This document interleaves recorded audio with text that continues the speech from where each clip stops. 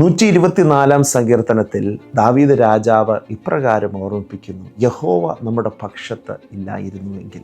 ഈ അധ്യായത്തിൽ ഉടനീളം ദൈവം നമ്മോട് കൂടെ ഇല്ലായിരുന്നെങ്കിൽ എന്തെല്ലാം നമ്മുടെ ജീവിതത്തിൽ സംഭവിക്കുമായിരുന്നു എന്നുള്ള കാര്യങ്ങളെ ഓർമ്മപ്പെടുത്തിക്കൊണ്ട് ദൈവത്തെ സ്തുതിക്കുകയാണ്.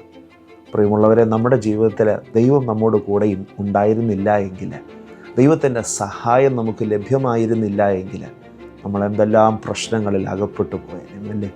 ദൈവം നമ്മളെ കരുതി. 2025 ഡിസംബർ മാസത്തിൽ നമുക്ക് വിശ്വാസത്തോടുകൂടെ പറയാം, ദൈവം എന്നോട് കൂടെ ഉണ്ടായിരുന്നു.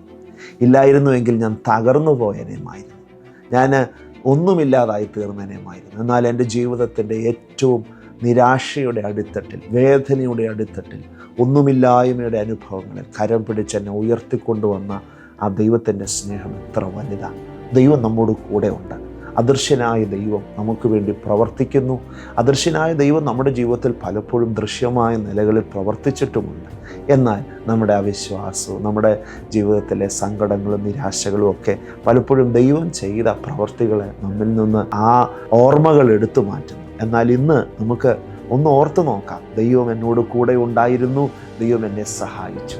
ദൈവത്തിൻ്റെ സഹായവും ദൈവത്തിൻ്റെ സ്നേഹവും കരുതലും എനിക്ക് ലഭിച്ചില്ലായിരുന്നെങ്കിൽ ഞാൻ തകർന്നു പോകുമായിരുന്നു. എന്നാൽ ഇത്രത്തോളം ദൈവം എന്നെ നടത്തി. ഇനി മേലാലും ദൈവം നടത്താൻ വിശ്വസ്തനാണ്.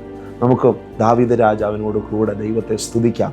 ദൈവം എന്നോട് കൂടെ ഉണ്ടായിരുന്നു, അതുകൊണ്ട് ഞാൻ നിലനിൽക്കുന്നു എന്ന വിശ്വാസത്തോടുകൂടെ പറയാം.